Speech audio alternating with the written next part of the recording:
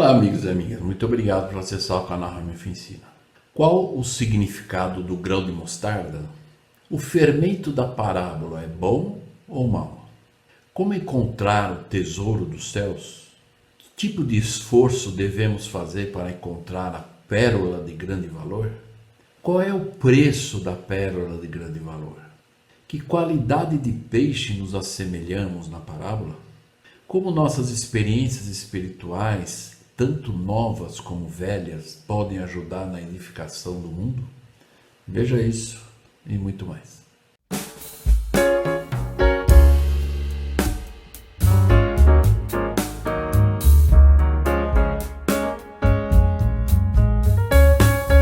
Olá, amigos e amigas, muito obrigado por acessar o canal Ramif Ensina. Que bom que você veio participar da segunda parte dessa aula. Lembrando que aqueles que não se inscreveram no canal, por favor, se inscrevam. Aqueles que já se inscreveram, convide as pessoas que você gostaria também que assistissem os vídeos. E compartilhe com todas as pessoas os seus contatos, né? Eu agradeço. E também, se você tiver perguntas ou comentários, também fique à vontade para poder fazer abaixo do vídeo, onde tem o campo de comentários. E fique à vontade, eu vou ler e vou responder a todos, ok? Então, nessa segunda parte da aula do Vem Segue-me dessa semana, como nós vimos na primeira parte, as duas primeiras parábolas das 8 parábolas que o Senhor ensinou em Mateus 13. Então, vamos lembrar lá que eu coloquei aqui essa figura, onde tem várias parábolas nessa mesma figura aqui, que nós podemos fazer um exercício aqui, tentar identificar cada uma dessas parábolas nessa figura. E eu coloquei como as 8 parábolas da Dó, Ré, Mi, Fá, Sol, Lá, Si, Dó. São as notas, né, musicais, né, de um teclado. Né? Então, lembra-se que eu falei que as duas primeiras parábolas na primeira parte, quando Cristo ensinou, ele também explicou o seu significado das duas. Nessas próximas que nós vamos ver nessa segunda parte da aula, não tem uma explicação ou o seu significado. De uma certa forma, o Senhor nos deixou à vontade e até como um exercício de nós buscarmos entender por revelação. E cada um pode fazer isso. Eu, nesse momento, vou apenas compartilhar o que eu busquei aprender e o meu entendimento de cada uma dessas parábolas. Eu acho relevante dizer que essa maneira que eu vou compartilhar não é a única maneira de se ver essas parábolas ou de identificar as suas aplicações. É mais como uma alternativa. Mas eu creio que talvez, até mesmo no que eu vou explicar do que eu entendi no meu estudo pessoal, talvez muitos de vocês viram e identificaram coisas, né, diferentes, mas com aplicações do Evangelho na sua vida. Então esse é o propósito maior, ok? Então eu gostaria de compartilhar com vocês. Então, na verdade, a terceira parábola que foi contada está no versículo 31 e 32 do grão de mostarda. Então, como nós sabemos, o grão de mostarda é uma coisa minúscula, né? Mas vamos entender aqui. A planta da mostarda atinge na Palestina um desenvolvimento maior do que na maioria dos climas do norte. A lição da parábola é fácil de se perceber. A semente é uma entidade vivente. Quando plantada corretamente, absorve e assimila os elementos nutritivos do solo e da atmosfera. Cresce, tornando-se capaz de prover abrigo e alimento para os pássaros. Da mesma forma, a semente da verdade é vital, viva, capaz de se desenvolver de maneira que possa fornecer abrigo espiritual a todos os que a procuram. Em ambas as concepções, a planta, na sua maturidade, produz semente e abundância, e assim, com um simples grão, um campo inteiro pode ser coberto. Parte desse meu estudo também, como eu já disse desde o início do curso do Novo Testamento, e eu venho convidando vocês a estudarem o Novo Testamento junto com o livro Jesus o Cristo. Então vocês vão ver aqui que eu vou colocar as referências, né, do livro e a página. Aqueles que quiserem entender melhor, mais detalhados, podem também acompanhar pelo livro Jesus o Cristo. Então, boa parte desse estudo, dessas outras parábolas, eu estudei junto com o livro Jesus o Cristo. Então algumas coisas já estão lá, aqueles que ler vão ver, e algumas outras coisas em outras partes que eu busquei também entender melhor, né? Então, uma outra coisa sobre a parábola do grão de mostarda é que todas as outras próximas 6 parábolas estão entre a narração e a explicação da parábola anterior, do trigo, do joio. Portanto, como podemos verificar, 6 parábolas, na verdade, seguintes, foram deixadas sem interpretação por Jesus, como para treinar os discípulos na arte de interpretá-las eles mesmos. Então, como já veio dito, esse é o propósito dessas outras parábolas que nós vamos estudar agora nessa segunda parte. Aliás, como veremos, a parábola da mostarda, como as outras, tem, na verdade, sofrido muitas interpretações e algumas equivocadas. Não se pode esquecer o fato de que todas as parábolas de Mateus 13 referem-se à nossa época e que por elas nosso Senhor não estava ensinando o sucesso final e completo de seu reino nessa dispensação, que vai do seu primeiro advento até a segunda vinda, que ainda vai acontecer. Então, muitas coisas nós podemos identificar, tanto do presente, tanto do futuro. E é isso que nós temos que buscar, identificar, aplicar e manter, né? E na verdade, perseverar naquilo que nós entendemos que é bom, nós realmente continuarmos. Essa palavra gira em torno de 3 elementos centrais, né? A saber, a semente, que ele cita, a grande árvore e as aves do céu. Então nós vamos ver lá, versículo 31 e 32. E outra palavra lhes propôs, dizendo: o reino dos céus é semelhante ao grão de mostarda, que o homem, pegando-o, semeou no seu campo, o qual é realmente a menor de todas as sementes, mas, crescendo, é a maior das plantas e faz-se uma árvore grande, né? De sorte que vêm as aves do céu e se aninham nos seus ramos. Então nós vamos entender, ele está falando da semente, da árvore grande e das aves do céu. Vamos examiná-lo detalhadamente. O grão de mostarda ou a semente. O que conhecemos como mostarda não cresce a ponto de ser chamada árvore. Mesmo havendo muitas espécies de semente de mostarda, existem muitas espécies. Em razão do diminuto tamanho do grão, a semente simboliza pequenos começos. Então vamos lembrar que um dos propósitos, né, pelo menos que eu identifiquei das lições, o senhor está comparando o grão de mostarda, que é muito pequeno, mas que ele pode se tornar muito grande, mas ele tem que ser trabalhado, cultivado, né? Assim como nós conhecemos, né, na área, né, de plantação. E da mesma forma na nossa vida. Tudo começa com, na verdade, pequenos começos, né? Ninguém vai se tornar um especialista nas escrituras, vai entender todas as coisas, né, que as escrituras ensinam, as palavras dos profetas, de uma hora para outra, ou apenas numa leitura da noite para o dia. São pequenos começos, né? E aí você vai, por isso a importância de estudar diariamente o Vem e Segue. E você vai notar que você vai incorporar aqueles que estudam o Vem e Segue diariamente. É interessante, o seu vocabulário muda, a maneira que você ensina. Quando você está estudando a escritura, vem as coisas que você já armazenou na sua mente, no seu coração, e cresce a sua visão, amplia, né, o seu entendimento.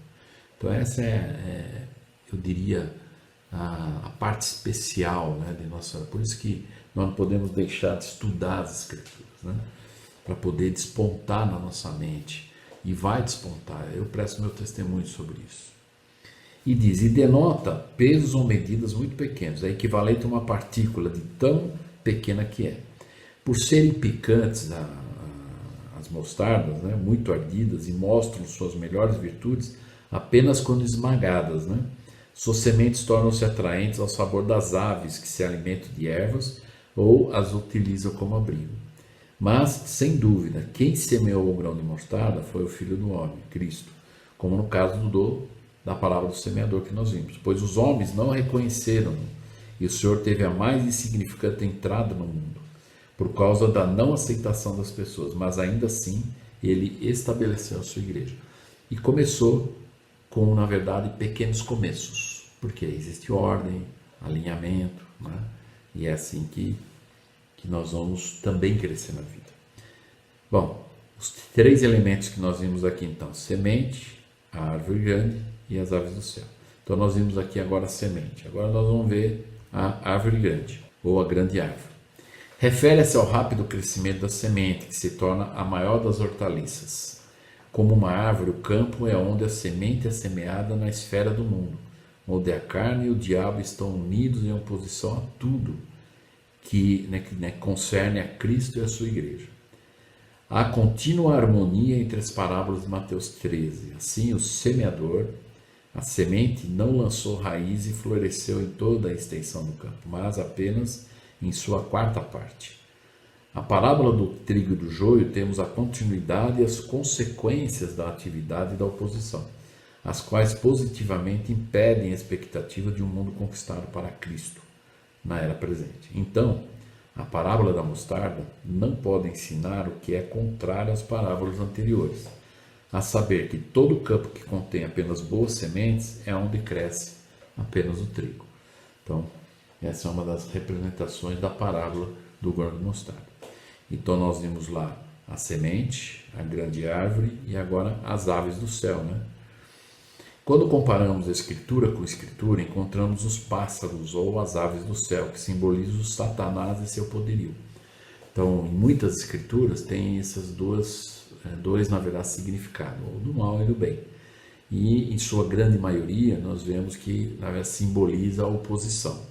Mas, meditando nessa parábola do grão de mostarda e a maneira que foi contada, esse aspecto de que as aves fariam ninhos em seus ramos, a parábola da mostarda ensina o triunfo rápido e final do Evangelho, usa a figura das aves do céu no bom sentido. Por isso podemos imaginar que as aves não são emblemas do mal, mas referem-se aos sistemas de pensamentos, instituições ou equivalentes, de anjos ministradores protegendo a árvore. O que então são as aves, senão, em primeiro lugar, os muitos homens e nações que são trazidos para o abrigo de sua estrutura, igreja protetora? Chegamos agora ao ponto vital da importância no esforço de interpretar corretamente essa parábola do Senhor. Muitos na época de Jesus Cristo pregavam que o reino deveria ser grande e glorioso desde o seu início. Então lembra que as pessoas esperavam um Salvador, mas eles esperavam que era alguém que ia vir derrotar os romanos, o exército romano, e que ia vir combater, né? Então muitos na época de Cristo, eles pregavam esse reino, né? Que deveria ser grande e glorioso. E que Jesus, na verdade, seria o líder, né? De um exército marchando ao lado do seu esperado Salvador. Mas, quando o mestre chegou, ele ensinava que teria um início tão pequeno como um grão de mostarda. Então, por isso que muitos às vezes não aceitavam, né? Porque eles achavam que não, agora, mas o Senhor estava ensinando, olha, é linha sobre linha, preceito sobre preceito, um pouco aqui, um pouco ali, né? Então vai começar como se fosse um grão de mostarda. Porque vamos lembrar dos solos da palavra do semeador, é um solo no coração e na mente. As pessoas têm que se converter, têm que começar a agir, né? Aplicar, para então poder criar Sião na pessoa. Aí essa pessoa com a outra pessoa, marido com a esposa, o pai e a mãe com os filhos, a família, aí vai na ala e leva na ala toda Sião, a ala se torna Sião, aí a estaca vai se tornar Sião, porque as alas vão querer ser Sião, aí aquela estaca se torna Sião e a estaca vizinha quer também ser Sião. Então começam-se, como ele diz aqui, é pequeno, mas vai crescer de uma forma muito bem estabelecida. Não só crescer, mas estabelecer é a palavra-chave. E é o que nós temos que entender no Evangelho, né? É muito fácil crescer. Agora, estabelecer leva-se tempo, porque as pessoas precisam se converter, precisam começar a agir e aplicar. Aí ela começa a estabelecer Sião em si mesma, né? Ela começa a ter costumes diários alinhados com a vontade de Deus, e não só ela, mas se ela está em família, ela vai fazer com que a família também entre nesse espírito, e é isso que vai fazer crescer. E aí, na verdade, o crescimento vai ser natural, mas o que levou esse crescimento natural foi o estabelecimento no coração e na mente. e que possamos ter a boa terra, né? Que é aquela que lança-se a semente e dá frutos, ou seja, a pessoa vai, estuda, busca compreender, busca a revelação, e bom, agora como é que eu posso aplicar? E começa a aplicar da melhor forma possível. Isso é dar frutos. E alguns vídeos anteriores, nós também tem um vídeo, se alguém quiser assistir, Fruto Frutífero é o título do vídeo. Um fruto frutífero. Então, aqueles que quiserem entender melhor como funciona isso, podem assistir, ok? Então, a terceira parábola foi essa. A quarta parábola, então, nós vamos ver então no versículo 33 até o 35. É a parábola que o Senhor propôs. Ele disse: o reino do céu é semelhante ao fermento que uma mulher pegando introduz em 3 medidas de farinha até que tudo esteja levedado. Então vamos entender aqui essa parábola, a quarta parábola então. Lembra que não tem uma explicação aqui, né? Eu vou tentar compartilhar aquilo que eu entendi e vocês vão também identificar através do Espírito, talvez diferente do que eu estou falando aqui. Então, na verdade, a parábola do fermento e da farinha, o simbolismo do fermento, em várias escrituras, tem 2 significados, em diferentes aspectos. Pode adequadamente ser usado para representar o bem em um caso e o mal em outro. O profeta José Smith ensinou que, nesse caso, entende-se por esta parábola que a Igreja de Jesus Cristo, dos Santos dos Últimos Dias, surgiu de um pouco de fermento, que foi introduzido em 3 testemunhas. Lembra lá que fala aqui que a mulher aqui colocou em 3 medidas de farinha, né? Então, Joseph, ele está dando uma visão para nós nessa parábola, que é a igreja, que foi colocado o fermento para fazer crescer, em 3 testemunhas. Veja o quão semelhante é esta ideia da parábola. A igreja está levedando rapidamente a massa, e logo tudo estará levedado. Então, esse é o entendimento no livro do profeta José Smith, Ensinamentos do presidente Joseph Smith, na página 97.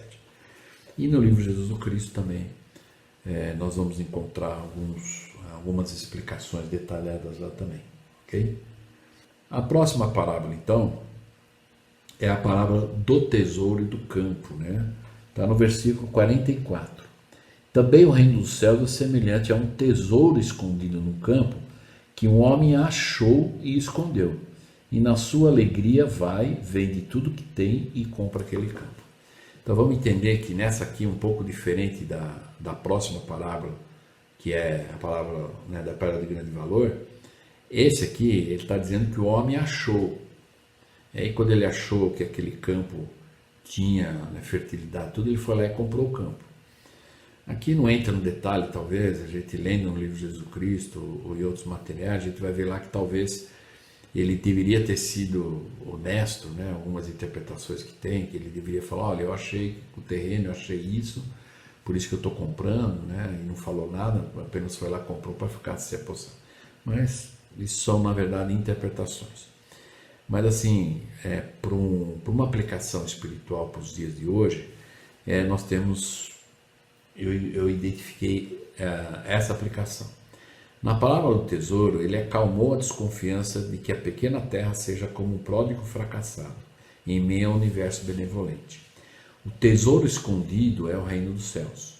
Quando o homem o encontra, deve estar pronto a sacrificar tudo o que possui e entrar na posse do reino. A felicidade que lhe trará a nova aquisição é ilimitada.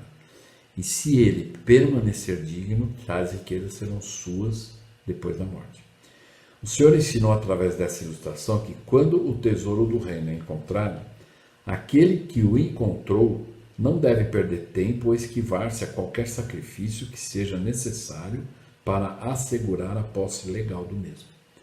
Então, é o Evangelho. Quando o Evangelho é pregado e as pessoas entendem, oram, recebem revelação de que é verdade e identificam esse grande tesouro, ela não tem que ficar, né, demorando. Às vezes eu lembro quando na missão alguns missionários me falavam que algumas pessoas demoravam muito para tomar a decisão. Tinha alguns que diziam: olha, enquanto eu não entender a doutrina completa da tua igreja, eu não vou assumir compromisso.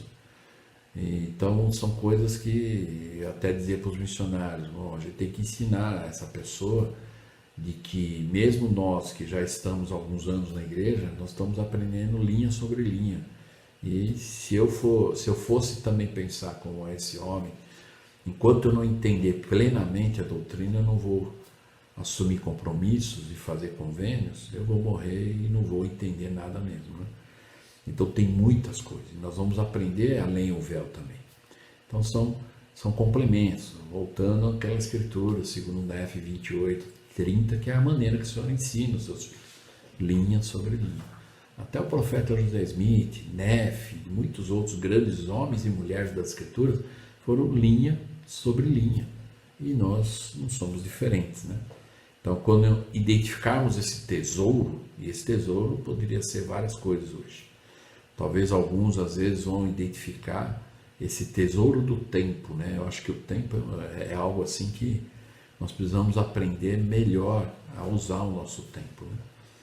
Às vezes, quando passa-se as 24 horas e a gente reflete o que nós fizemos nessas 24 horas.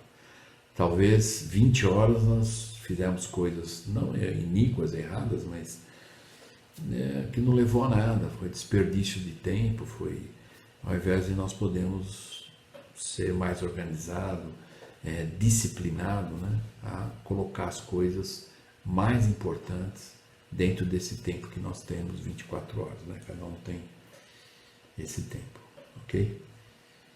A outra parábola, então, que eu até já me referi, está no versículo 45 e 46, diz assim: outro sim, o reino dos céus é semelhante ao homem negociante que busca boas pérolas.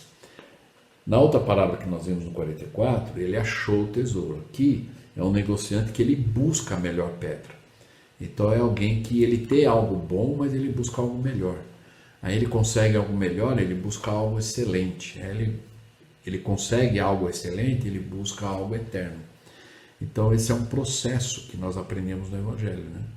Até existem vários discursos, né, de conferências gerais que falam. Nós aprendemos a escolher do bom para o melhor, do melhor para o excelente e do excelente para o eterno. Então, isso são linha sobre linha, né? Às vezes algumas pessoas se contentam com o bom que ele está, mas ele pode ter muito mais, pode ter melhor ainda. Nós vemos hoje talvez pessoas que se contentam com algumas coisas que às vezes os políticos, os governantes fazem, nós podemos ter muito mais do que isso. E às vezes a gente se contenta com aquele pouco, né? Então, espiritualmente falando, não é diferente. Às vezes nós não podemos nos contentar só com o que nós estamos, que é bom, mas o Senhor sempre vai acrescentar algo melhor. Nós não sabemos de tudo, Deus sabe, e Ele pode acrescentar, só que eu tenho que mostrar o desejo de querer. Aí Ele vai falar: ok, vem cá, vou dar mais uma linha para você, mais uma linha, e assim nós vamos progredir. Então, nessa parábola da pérola de grande valor, a situação é diferente da parábola do tesouro achado. O comerciante estava séria e deliberadamente em busca de pedra preciosa. Eu associo isso, talvez até nós temos um livro em Doutrina e Convênios, né, chamado Pérola de Grande Valor, que é o livro de Moisés e Abraão, que são aqueles papiros que resume, né, de certa forma, o livro de Gênesis. Mas lá claramente ensina a doutrina, ensina algo que, como nós aprendemos no livro de Mórmon, em 1 Nef 13, que diz que muitas partes da Bíblia foram suprimidas, né? Então, a pérola de grande valor nos amplia a visão quando estudamos o livro de Gênesis, e aí nós temos a visão ampliada além do livro de Moisés e Abraão, né?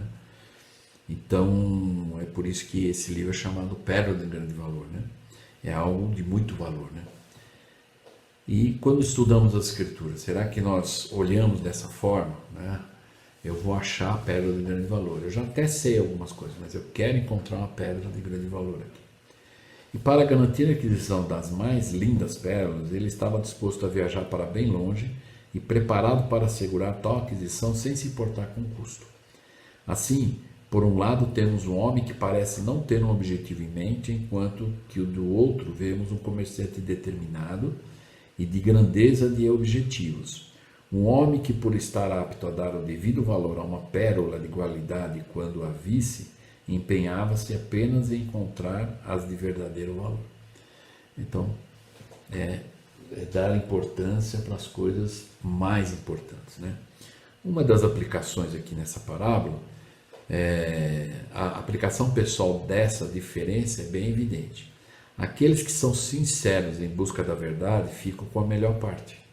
E, irmãos, isso é algo assim, vamos dizer, automático, simples assim. Aquele que são sinceros em busca de uma verdade, do bom para o melhor, do melhor para o excelente, vai ficar com a melhor parte. A palavra para que busca se implica partir de um lugar e dirigir-se a outro.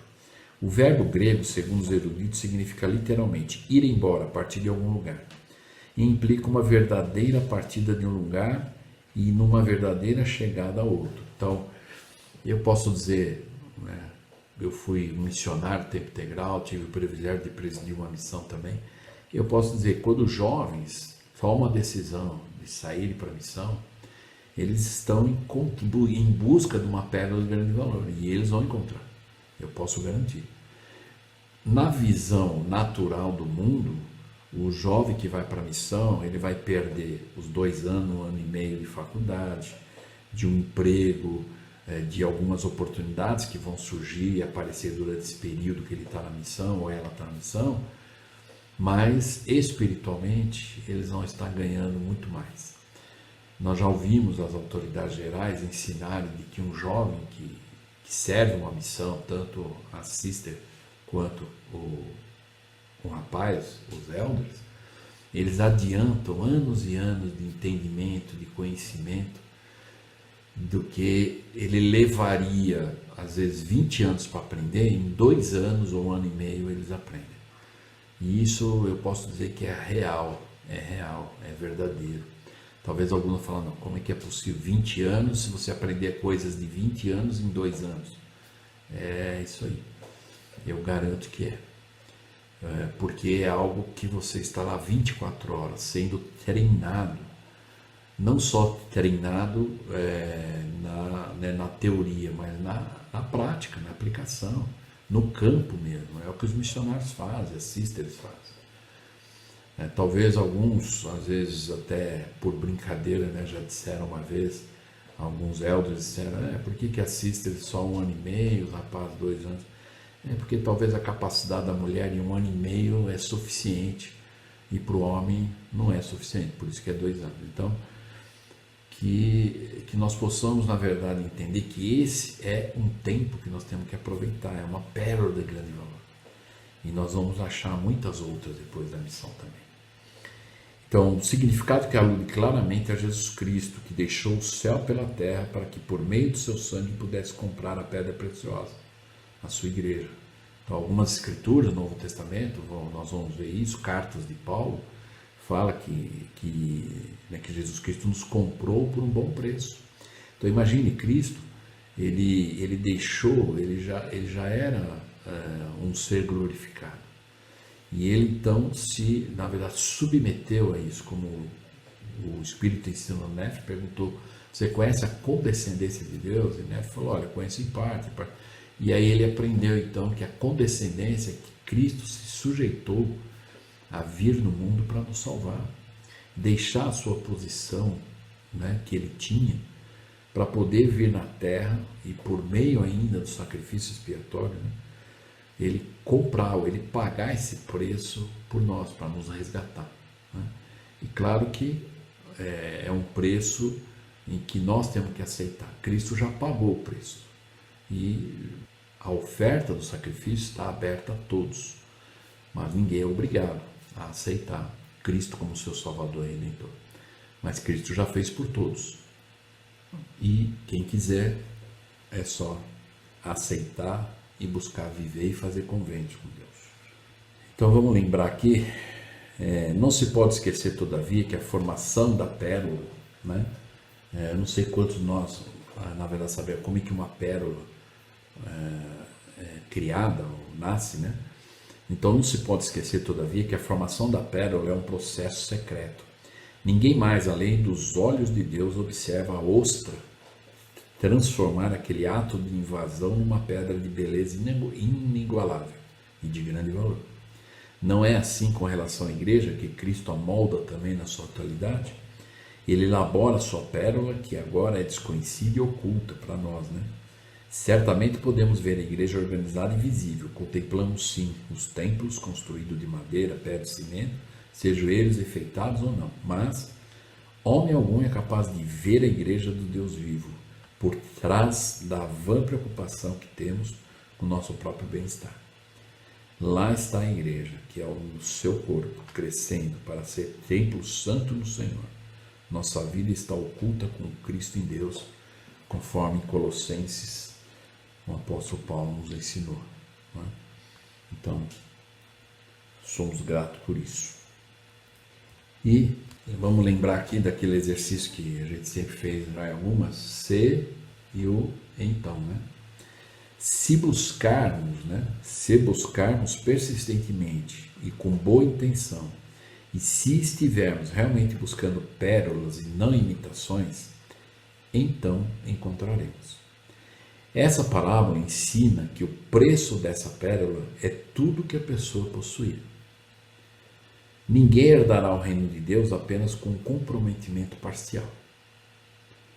Então, hoje se fala muito em comprometimento real, né? É só perguntar para os líderes, né?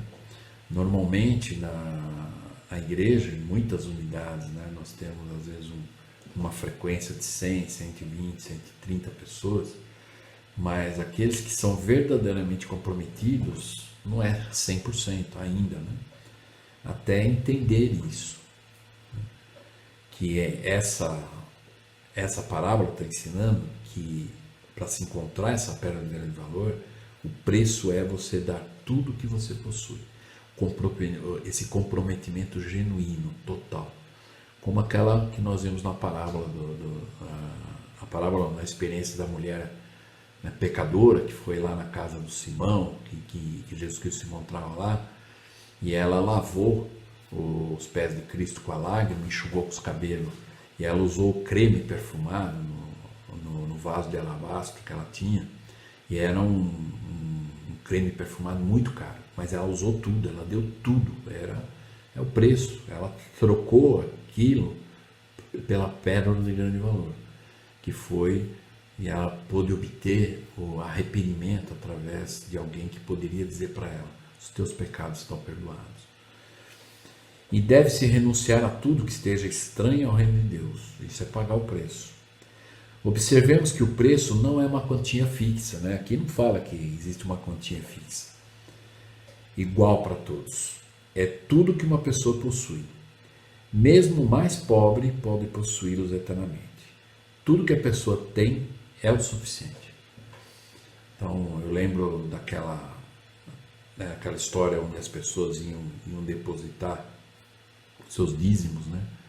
E nós vamos passar por essa história em algumas aulas posterior, mas isso me faz lembrar quando Cristo estava lá e alguns homens iam lá com, né, sacos de moeda, e quando eles, na verdade, ofertavam aquilo, eles jogavam num vaso de metal. Então imagine uma moeda caindo num vaso de metal.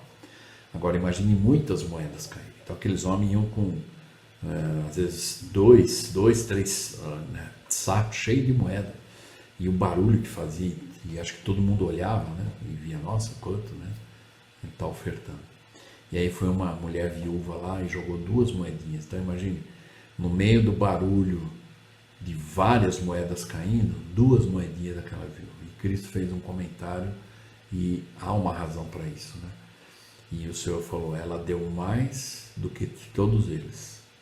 Porque, na verdade, aquilo que eles davam, os 2, 3, na verdade, sacos de moedas, era o que sobrava. Eles não davam tudo que eles tinham, era o que sobrava. Agora, aquela viúva, ela deu tudo que ela tinha. Então, por isso que Cristo então disse: ela deu mais do que os outros. Então, esse é o preço para encontrar para mim grande valor. É você dar tudo o que você tem. Agora, cuidado, nós já falamos isso algumas das vezes, nós queremos nos comparar com pessoas.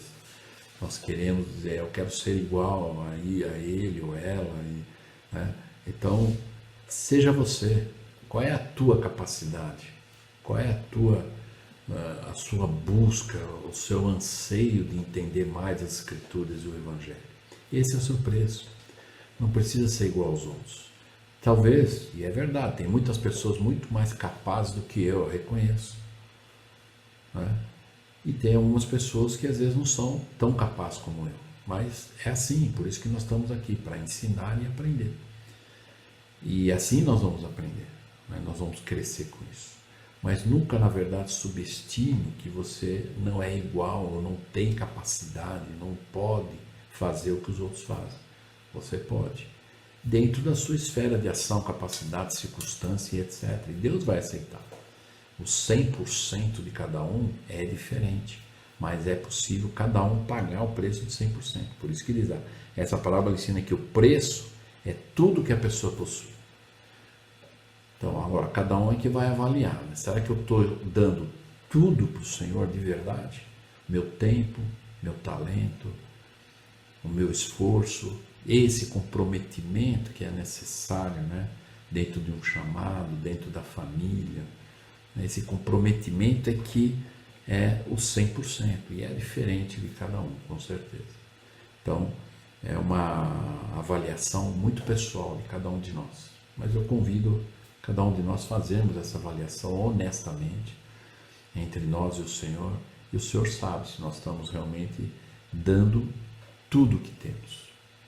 Quando eu vou na igreja, eu estou lá na igreja ou eu apenas vou e minha mente está pensando em outras coisas?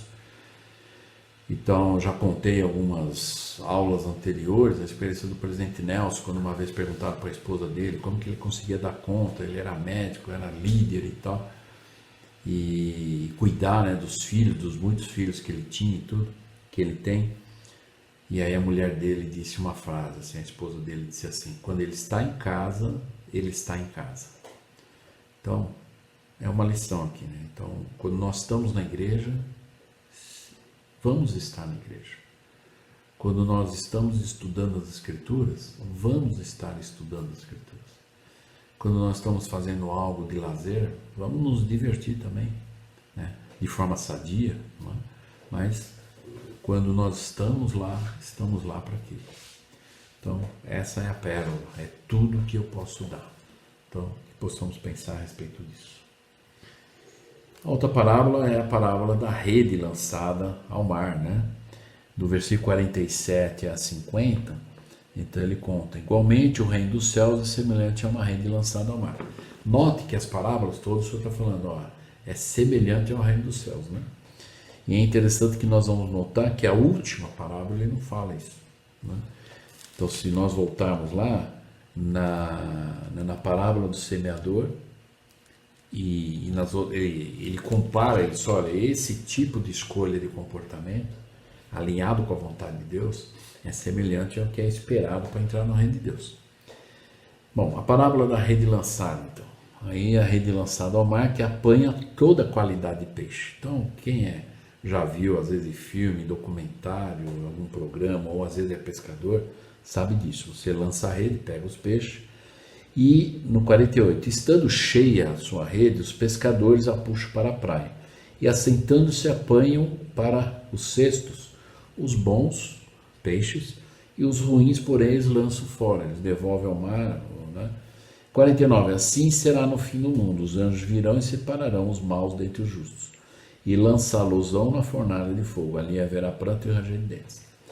Então, isso é a parábola de se lançar a rede. Então, a rede do Evangelho apanha toda a qualidade de peixe. Então, hoje o Evangelho, muitas pessoas entram para a igreja, se batizam, mas nem todas, né? E é esperado que todas, individualmente, tenham compromisso entre ela e o Senhor, né? Mas a gente sabe que nem sempre é assim. E estando cheia, puxa para a praia, sentando-se apoia os bons para o cesto e os ruins por ele lançam fora. O real significado é que virão anjos e separarão os maus dentre os justos e lançá-los na fornalha.